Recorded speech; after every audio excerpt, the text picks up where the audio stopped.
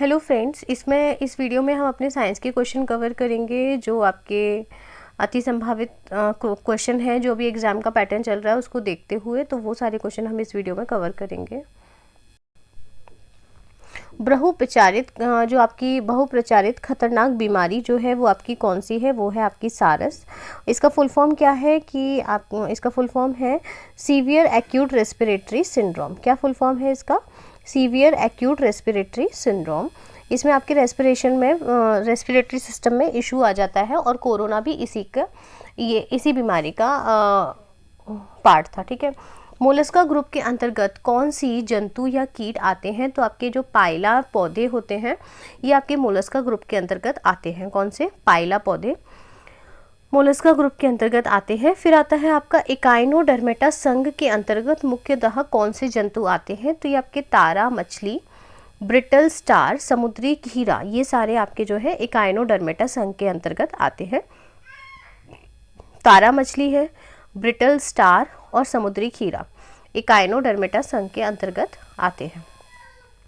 Brittle star Echinodermata में है, समुद्री खीरा इकाइनोडर्मेटा में है और तारा मछली इकाइनोडर्मेटा में है। मनुष्य का पाचन क्रिया का प्रारंभ कहाँ से होता है?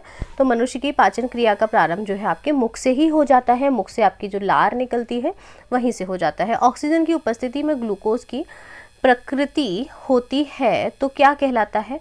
वो आपका कार्बन डाइऑक्साइड और जल का निर्माण होता है। ठीक है। ऑक्सीजन की उपस्थिति में जो ग्लूकोज से प्रतिक्रिया होती है तो उसका जो आउटपुट होता है तो वो आपका जो बॉडी से कार्बन डाइऑक्साइड और वाटर ये रिलीज होता है। कौन सा यौगिक ऑयल ऑफ विंटर ग्रीन के नाम से जाना जाता है?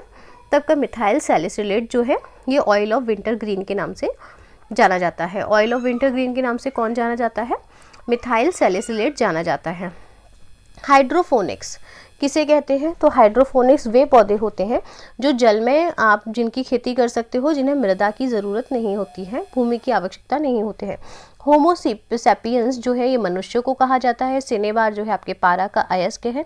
किस कोशिकांग को? फ्रेंड्स ये बहुत ही इंपॉर्टेंट क्वेश्चन है अभी के पेपर को देखते हुए और उन्हीं को ढूंढ करके फैक्ट्स हम आपके सामने लाए हैं जो अति संभावित हैं आपके। यही क्वेश्चन आपको पेपर में देखने को मिलेंगे, गारंटी है। अगर ये क्वेश्चन आपको ना मिले पेपर में, अब ये मत बोलना कि सबके पेपर में आ जाए। अरे भाई एक दो क्वेश्चन आता है ना तो वो है, तो फिर ये वीडियो डिलीट मार देंगे अगर नहीं मिला तो। किस कोशिकांग को कोशिका का पावर हाउस कहते हैं? तो माइटोकॉन्ड्रिया को कहते हैं। कंजक्टिवाइटिस शरीर के किस अंग में होता है? ये आंख में होता है। इसमें आंखें लाल हो जाती हैं और सूज जाती हैं।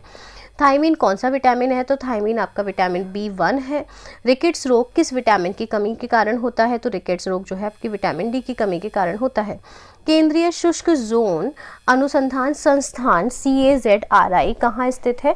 आपका ये जोधपुर में है। केंद्रीय शुष्क जोन अनुसंधान संस्थान CAZRI, केंद्रीय शुष्क zone central arid zone research institute आपका कहाँ है? जोधपुर में है।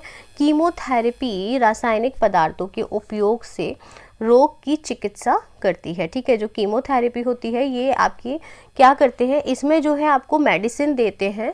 कीमोथेरेपी में जो मेडिसिन खाई जाती है उसे कीमोथेरेपी कहा जाता है। रासायनिक पदार्थ के उपयोग से रोग की चिकित्सा होती है। गैस नियंत्रक का SI मात्रक क्या है? गैस नियतांक का SI मात्रक आपका क्या है? जूल या के मोल है। ठीक है। गैस नियतांक का SI मात्रक क्या है? जूल है या के मोल है। ज्योति फ्लक्स का मात्रक क्या है? तो आपका ल्यूमैन है। ल्यूमैन आपका क्या है? ज्योति फ्लक्स का मात्रक है। बेलाडीला नामक औषधि एंट्रोपा बेलाडोना नामक पौधे के किस भाग से प्राप्त होती है? ठीक है। तो बेलाडोना नामक औषधि एंट्रोपा बेलाडोना नामक पौधे के किस भाग से प्राप्त होती है? तो ये आपके जड़ तथा पत्तियों से बेलाडोना नामक औषधि प्राप्त।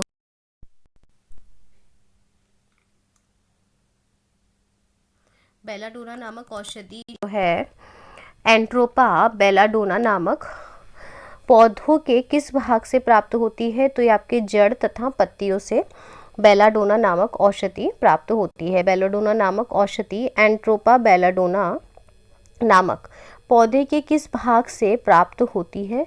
जड़ तथा पत्तियों से। ठीक है। फिर आता है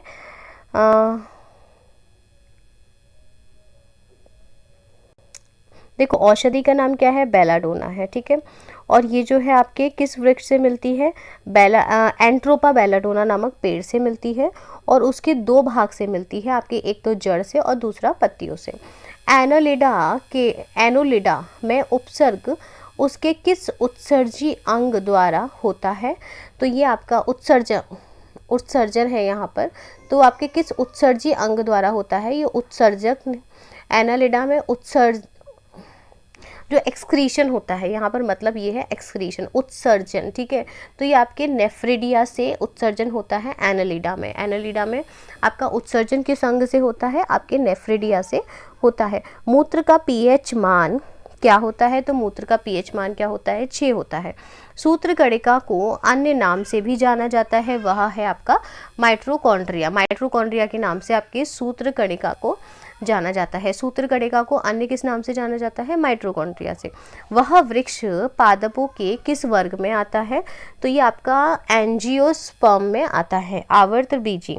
वट वृक्ष जो है आपका किस पौधे के किस वर्ग में आता है, तो आपके एंजियोस्कोपी या पादप वर्ग में, आवृत बीजी में आता है। जो वट वृक्ष होता है आपका एंजियोस्पर्म या आपका आवृत बीजी इस वर्ग में आता है।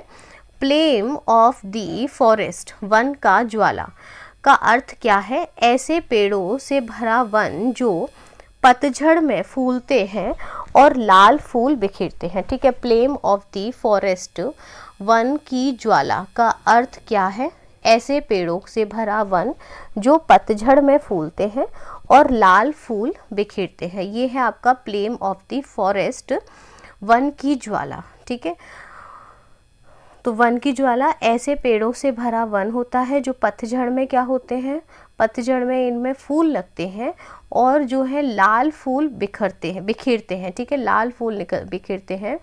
तो इन्हें कहा जाता है वन की ज्वाला या फ्लेम ऑफ द फॉरेस्ट, ठीक है। फ्लेम ऑफ द फॉरेस्ट कहा जाता है इन्हें। ऐसे पेड़ों से भरा वन जहाँ पतझड़ में क्या लगते हैं, फूल लगते हैं। Flame of the forest, one की ज्वाला, और इसमें लाल फूल निकलते हैं, ठीक है। फिर आता है आपका पेनिसिलिन, किससे बनाया जाता है, तो पेनिसिलिन जो है ये आपके कवक से बनाया जाता है, पेनिसिलिन। और पेनिसिलिन जो है आपके कवक से बनाया जाता है। और पेट्रोलियम जो है किस प्रकार की चट्टानों में पाया जाता है, तो ये आपकी अवसादी शैलों में पेट्रोलियम पाया जाता है, ठीक है। पेट्रोलियम किस प्रकार की चट्टानों में पाया जाता है, तो पेट्रोलियम जो है ये आपकी सेडिमेंट्री या अवसादी चट्टानों में पाया जाता है। फ्रेंड्स, ये हम आपके लिए बहुत ही ज़्यादा जो अभी पेपर चल रहा है उस बेसिस पे एनालाइज करके ये इंपॉर्टेंट क्वेश्चन लाए थे। कल आपको एग्ज़ाम में देखिएगा इसी में से ज़रूर क्वेश्चन मिलने वाले हैं, ठीक है। तो ये आप कवर कर लीजिएगा अच्छे से। Thank you so much.